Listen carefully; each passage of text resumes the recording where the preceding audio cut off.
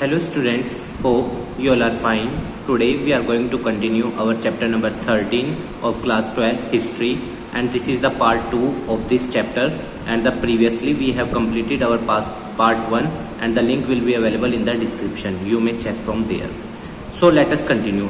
In this chapter basically we are reading about the Mahatma Gandhi's contribution in the national movement of India and their struggle to get free India from the colonial rule. तो इस chapter के अंदर हमने अब तक ये पढ़ा, तो आओ कंटिन्यू करते हैं द साल्ट सत्याग्रह से।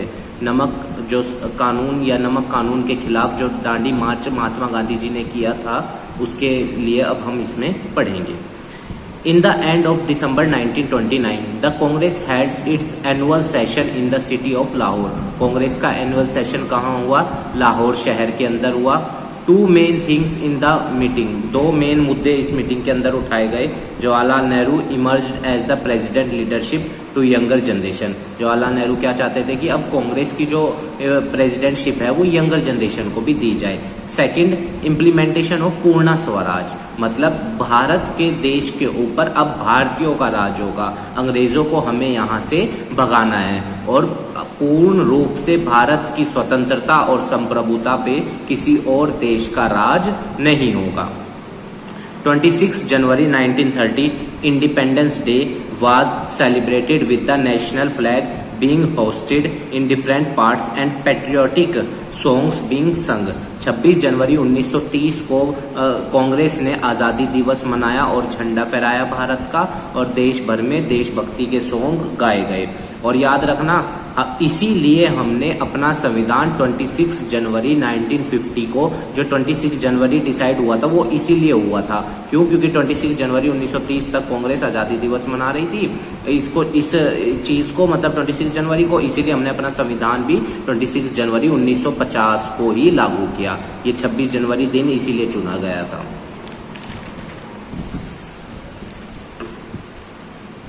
Gandhi ji suggested that celebrating this day by beating of drums, hosting the national flag, spinning and help the people। Gandhi ji ने क्या कहा कि इस देश को आप राष्ट्र मतलब कि इस दिन को आप राष्ट्रीय ध्वज फहराकर मनाओ और लोगों की मदद करके मनाओ। दांडी मार्च, अब ये जो साल्ट सत्याग्रह से था related. After celebrating independence day Gandhi ji announced that he would lead a March.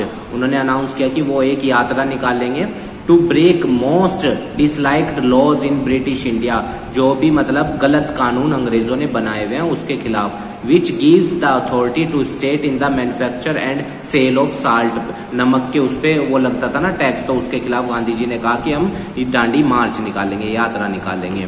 Salt is use in every house, नमक हर घर में यूज होता है। And stopped them for making salt at home, strictly told them to buy salt at the shop at high price. अब उन्होंने हमें, अंग्रेजों ने हमें घर में नमक बनाने से भी रोक दिया था और ये कहा कि आप लोग दुकानों से साल्ट खरीदोगे, यानी उन्हें फायदा पहुंचे। Gandhi ji had given advance notice of his salt march to the viceroy lord Irwin को उन्होंने पहले से ही बता दिया था कि हम एक मार्च मतलब कि एक यात्रा निकालने वाले हैं। ऑन 12 मार्च 1930 को Gandhi ji began walking from his ashram at Sabarmati toward the ocean, और उस तरफ वो जाने लगे। ठीक है ना, अपने आश्रम से उन्होंने शुरू करी थी साबरमती से। He reached his destination, 3 हफ्ते लगे उन्हें। Later make a handful of salt broke the law, और हाथ में उन्होंने नमक को उठाया, मुट्ठी भर नमक को, और नमक कानून को तोड़ा। एज इन 20 और 22 के बीच में now started the protest. Factory workers went on strike, फिर फैक्ट्री वर्कर्स का।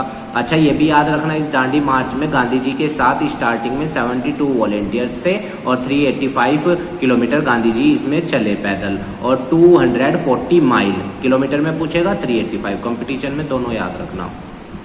फिर फैक्ट्री वर्कर स्ट्राइक पे चले गए थे कि उनकी वेजेस बढ़ाओ और उनके जो वर्किंग कंडीशन है उन्हें अच्छा करो। Lawyers boycotted British court, lawyers British courts में जाने से मना कर दिया उन्होंने। Student refuse to attend government run educational institutions को बच्चों ने कह दिया कि अब हम इनमें नहीं जाएंगे। In salt march nearly 60,000 Indians were arrested among them Gandhi ji himself, और 60,000 से ज्यादा भारतीयों को इस दांडी मार्च या इस साल्ट कानून के जो खिलाफ यात्रा निकाली थी उसमें अरेस्ट किया और गांधी जी उन 60,000 में से थे, वो भी थे इसमें। The police spies reported that Gandhiji meeting were very well attended by the villages of all caste and by women and men। तो जो पुलिस के जासूस थे उन्होंने ये रिपोर्ट दिया, मतलब कि भाई इसमें हर वर्ग का व्यक्ति अटेंड कर रहा है इस मीटिंग को और ये बहुत बड़ा आंदोलन ना बन जाए, इसलिए इसे रोक लो। Many officials who had resigned from their post with the colonial government, और बहुत सारे ऑफिसर्स ऐसे थे जिन्होंने रिजाइन कर दिया अपनी पोस्ट से जो अंग्रेजों के लिए काम करते थे। He is gathering more strength as he proceed, और जैसे जैसे गांधी जी आगे बढ़ रहे थे उनकी स्ट्रेंथ क्या होती जा रही थी या उनके साथ जो लोग जुड़ते जा रहे थे वो बढ़ते जा रहे थे। The progress of Salt March can also be traced from another source, the American news magazines Time, इन सब में भी इसके बारे में छपा था।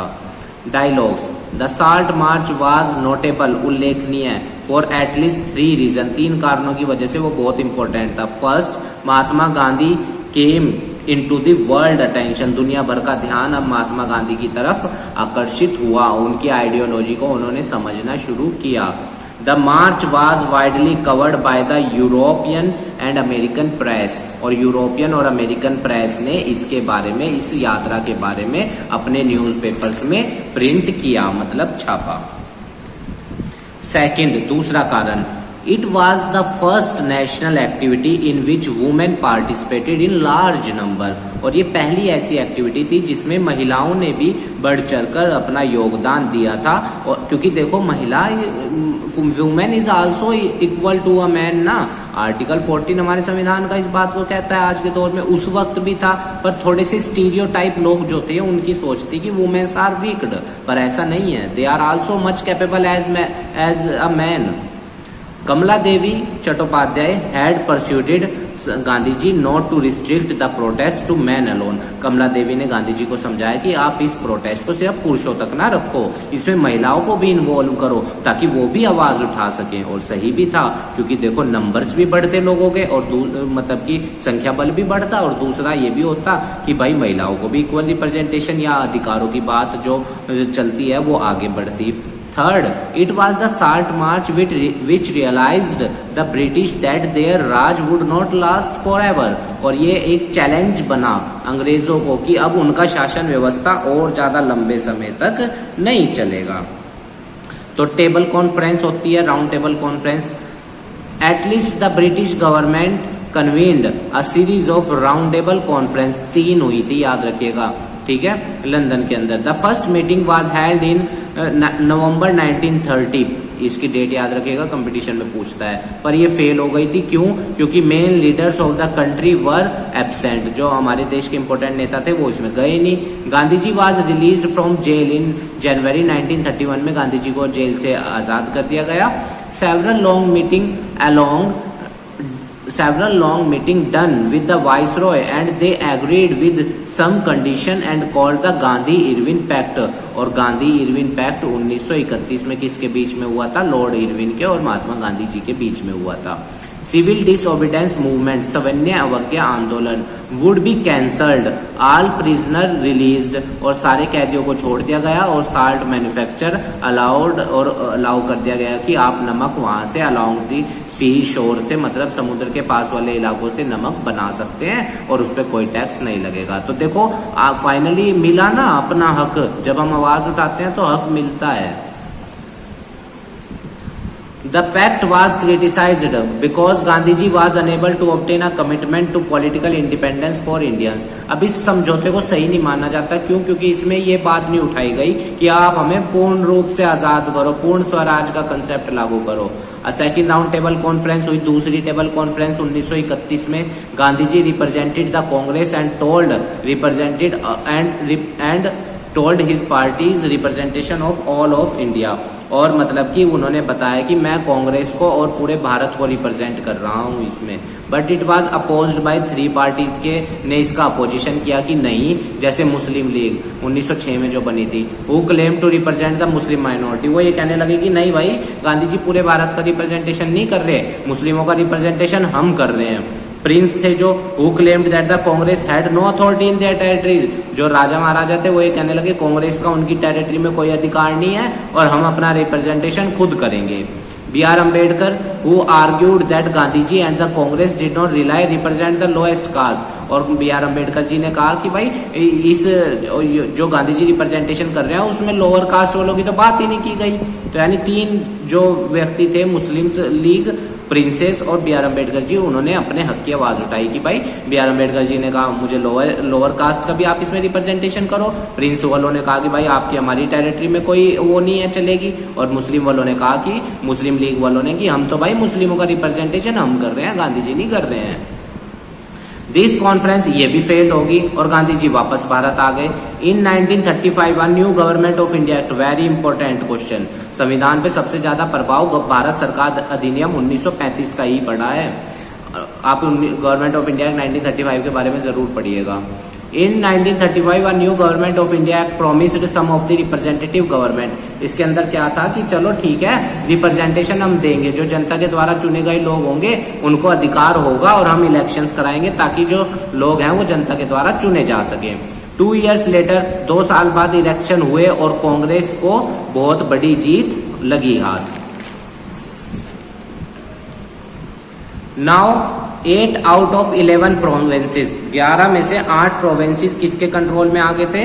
Had a Congress prime minister working under the British governor. अंग्रेज कांग्रेस की यहाँ पे सरकार बनी और कांग्रेस ने अपने प्राइम मिनिस्टर को अपॉइंट किया।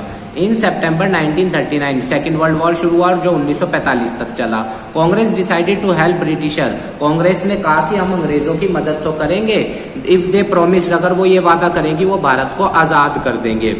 The offer was refused and then Congress ministers resigned in October 1935। जब अंग्रेजों ने इस ऑफर को मानने से मना कर दिया तो कांग्रेस के मंत्रियों ने, मिनिस्टर्स ने रिजाइन कर दिया 1939 में। अच्छा 1914 में इन्होंने हमसे, अंग्रेजों ने ये वादा किया था कि आप हमारे पहले वर्ल्ड वॉर में मदद करो क्योंकि 18 तक चला था पहला वर्ल्ड वॉर और हम आपको आजाद कर देंगे, पर इन्होंने धोखा दिया था हमें अंग्रेजों ने और हमें आजाद नहीं किया था। तो यहाँ पे इन्होंने पहले वादा मांगा कि भाई आप वादा करो और हमें लिखित में दो, हमें श्योर करो कि आप हमें, अगर हम आपकी इस वर्ल्ड वॉर 2 में मदद करते हैं तो आप हमें आजाद कर दोगे।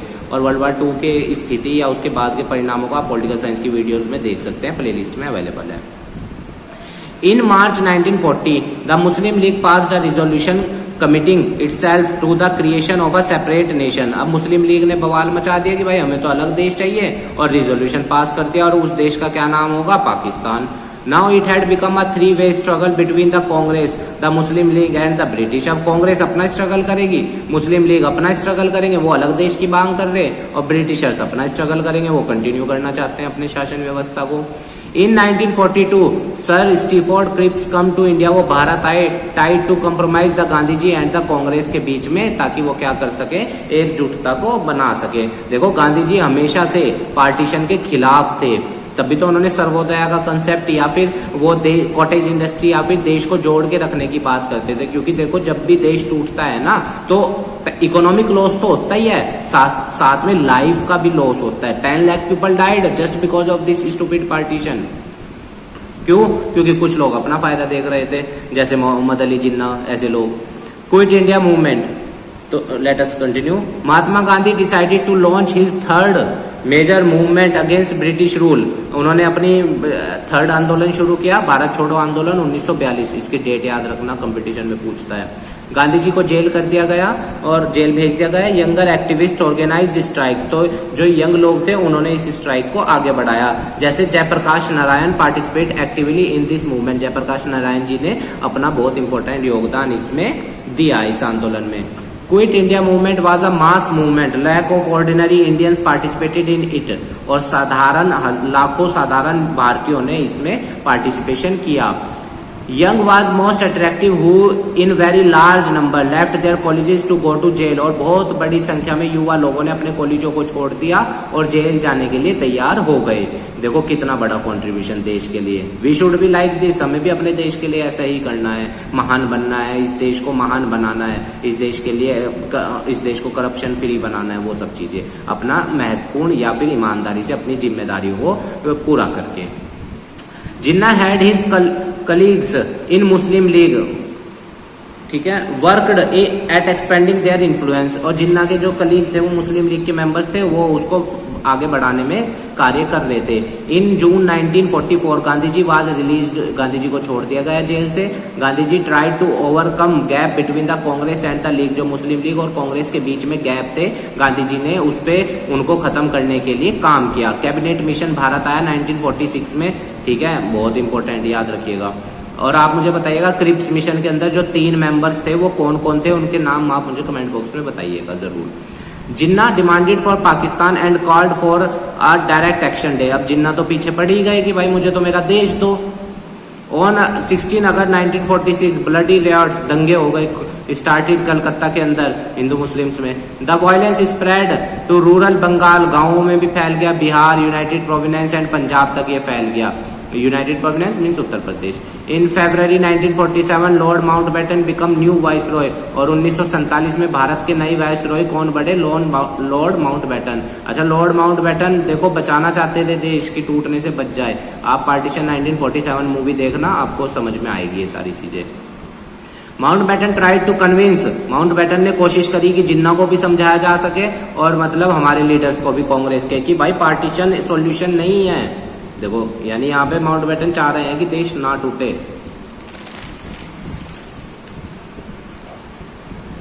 He announced that British India would be free but also divided, तो अब उन्होंने कहा कि भाई चलो ठीक, आजाद तो हो जाएगा ब्रिटिश इंडिया, आजाद तो होंगे स्वतंत्र, पर आल्सो डिवाइडेड, अब बट भी जाएंगे। जब जिन्ना मानने को तैयार ही नहीं थे। 15 अगस्त तय की गई आजादी के दिन। It was celebrated with happiness, Gandhi ji entitled, उपाधि देना फादर ऑफ नेशन, और गांधी जी को किस चीज की उपाधि मिली, फादर ऑफ नेशन की, राष्ट्रपिता की। The last heroic days, Mahatma Gandhi was not present at the festival in the official on 15 अगस्त 1947 को, वो वहां पर नहीं थे क्योंकि वो दुखी थे, क्योंकि महात्मा गांधी जी शुरू से ही क्या चाहते थे कि देश का बंटवारा ना हो, पर कुछ लोग नहीं मान रहे थे।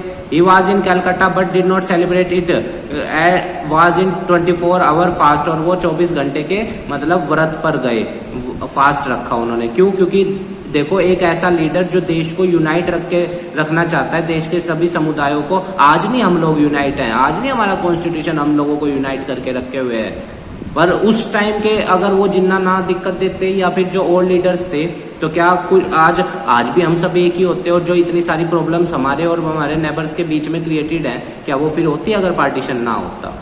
पर चलो जो भी सिचुएशन रही हो, खैर। He was in Calcutta but he did not celebrate it, और उन्होंने सेलिब्रेट नहीं किया। He struggled for freedom but it had, पर आजादी हमें कब मिली, अनएक्सेप्टेबल प्राइस पे। क्यों? क्योंकि देश टूट रहा था। Nation has been divided between Hindu and Muslim, और दंगे हुए दोनों साइड, 10 लाख लोग मरे थे। Gandhi ji went round hospitals, वो मतलब कि हॉस्पिटल्स गए, उन लोगों को देखने, रिफ्यूजी कैंप्स गए, और उन्हें आश्वासन दिया कि भाई आप लोग ठीक हो, अब यहाँ पे हो, स्वतंत्र रहोगे, कोई दिक्कत नहीं होने देंगे आपको। He appealed to everyone, और उन्होंने हर किसी से कहा to forget the past, अपने पास्ट को भूल जाओ, और जो भी आप लोगों के बीच में मतभेद हैं धर्म से रिलेटेड उन्हें दूर करो, और भाईचारों को प्रमोट करो, और एक दूसरे के मदद करो, और शांति व्यवस्था को बना के रखो। ये होती है देखो एक अच्छे लीडर की पहचान। The party had never accepted the 2 nation theory, और पार्टी ने कभी भी 2 नेशन थ्योरी को एक्सेप्ट नहीं किया। But they had announced India would be a democratic secular, लोकतांत्रिक और धार्मिक स्वतंत्रता मिलेगी। आर्टिकल 25 से आर्टिकल 28 के बीच में हमने क्या डाला हमारे संविधान में, निर्माताओं ने, धार्मिक स्वतंत्रता। स्टेट वेयर ऑल सिटीजन, हर किसी के इक्वल अधिकार होंगे, and are equally entitled to protection. Article 14 equality before law and equal protection of law, irrespective of the religion, देश का कोई अपना धर्म नहीं होगा, ना उस व्यक्ति के मतलब कि धर्म जात पे उसके साथ भेदभाव होगा, और सबको बराबर के अधिकार देंगे। आर्टिकल 15 इंडियन कॉन्स्टिट्यूशन का। Some people criticised Gandhi ji, कुछ लोगों ने गांधी जी को क्रिटिसाइज किया, that he did not speak of the suffering, उन्होंने हिंदुओं के दुखों के बारे में नहीं बोला, ना सिखों के दुखों के बारे में बोला जो इनको पाकिस्तान में झेलने पड़े। कुछ लोगों ने इस बात पे क्रिटिसाइज किया। On 20th January 1948 attacked on Gandhi ji but he was continuously doing his work, उन पर हमला किया जाता है पर वो अपने कार्य में व्यस्त थे, अपने कार्यों को करते रहे, वो टूटे नहीं। On 26 January he spoke at his prayer meeting that though geographically and Politically, India is divided into two. At heart, we shall ever be friend and brothers, helping and respecting one another, and be one for the outside world. देखो कितना बढ़िया message दिया कि हम लोग भले ही but रहे हो, हम लोग दो दिलों में बट जाएं, पर हम फिर भी दोस्त रहेंगे और मतलब कि एक दूसरे के साथ हमेशा हेल्प करेंगे एक दूसरे की। पर आप जानते ही हैं कि आज हमारे और उनके बीच में कितने ज़्यादा डिफरेंसेस हैं। जस्ट बिकॉज ऑफ देयर स्टूपिडनेस वो लोग आए दिन हमले करते हैं या वो सब चीज़ें करते हैं। Other Indians were not want that Gandhi ji should speak like that. और कुछ भारतीय नहीं चाहते थे, जो मतलब कि थोड़े स्टीरियोटाइप थे कि जो अपने धर्म के प्रमोटर थे, वो ऐसा नहीं चाहते थे कि गांधी जी इस यूनिटी को प्रमोट करें। ऑन 30 जनवरी गांधी जी को शूट कर दिया गया, ठीक है ना, उनको मार दिया गया। और आप जानते हैं कि किसने उनको मारा था? नथुराम गोडसे ने। 30 जनवरी 1948, ईयर लिख लेना यहाँ पे। ट्रिब्यूट श्रद्धांजलि दी गई पूरी दुनिया के द्वारा गांधी जी को, महान नेता थे। और फाइनली ये चैप्टर पूरा होता है हमारा। और आप और गांधी जी के बारे में पढ़ना चाहते हो तो पब्लिक वॉइस, प्राइवेट स्क्रिप्ट्स या पिक्चर से या फिर पुलिस की जो मतलब चीज़ें रिकॉर्ड मेंटेन्स हैं या फिर न्यूज़पेपर से आप सबसे वो गांधी जी के बारे में पढ़ सकते हो। उम्मीद है गाइज आपको चैप्टर समझ में आया होगा। हमारे काम को सपोर्ट करने के लिए वीडियो को लाइक कीजिएगा, अपने दोस्तों के साथ शेयर कीजिएगा और हमारे चैनल को भी सब्सक्राइब कर दीजिएगा। और चैप्टर नंबर 14 की वीडियो बहुत जल्द अवेलेबल हो जाएगी। बाकी अगर किसी पॉइंट के द्वारा आप हर्ट हुए हैं तो देखिए हम उसके लिए आपसे क्षमा मांगते हैं। हमारी कोई इंटेंशन नहीं थी आपको हर्ट करने की। चीज़ें पास्ट में जैसे हुई हैं बस मैंने आपको वैसे बताने की कोशिश की है। ये आपकी टेक्स्ट बुक के ही नोट्स हैं जो उसमें लिखी हुई हैं बातें। बाकी अच्छे से पढ़िएगा और चीज़ों को एज ए स्टूडेंट ही गेन कीजिएगा। और अगर आपकी कोई क्वेरी है किसी भी टॉपिक से रिलेटेड इस चैप्टर के अंदर तो आप हमें कमेंट बॉक्स में बता दीजिएगा, हम उसका आंसर दे देंगे। ठीक है स्टूडेंट्स, स्वस्थ रहिए, मन लगाकर पढ़ाई कीजिए और खूब नाम कमाइए। धन्यवाद स्टूडेंट्स।